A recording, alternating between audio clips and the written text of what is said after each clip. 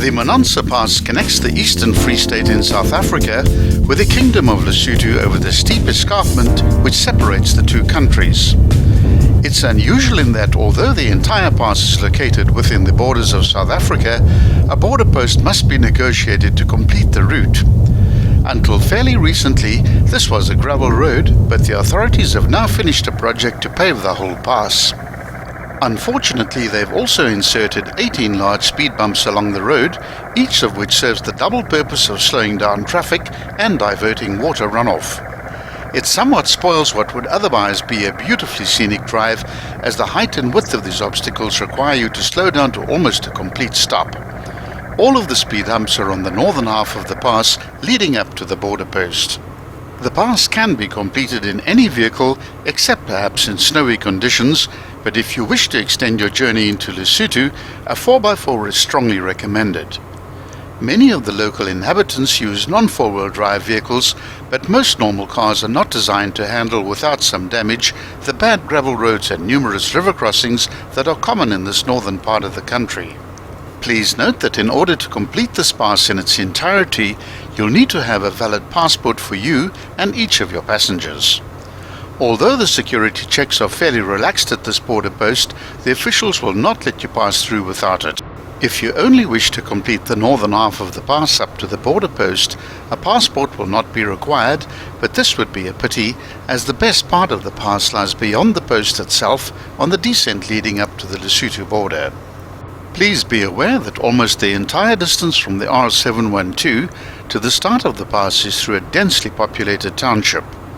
Apply common sense in terms of your personal safety and preferably drive in a group.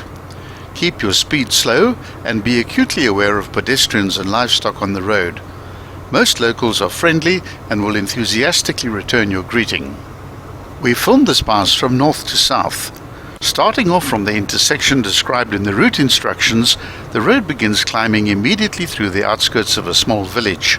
The gradient is fairly mild through this section, as the road twists and turns along the contour of the mountain, offering excellent views over the big valley on the left-hand side. Stone-packed retaining walls block any rockfalls from the cuttings on the right, and a long ridge of overhanging rock frowns over the road as you ascend. At this point the road flattens out somewhat as it enters a small village.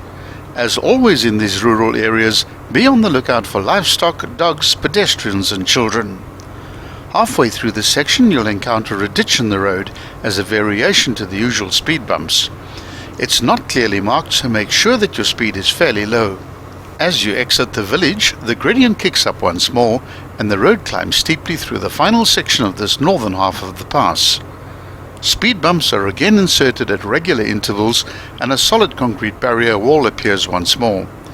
The main purpose of this wall seems to be to channel water runoff, as it would have been much cheaper to erect metal safety railings.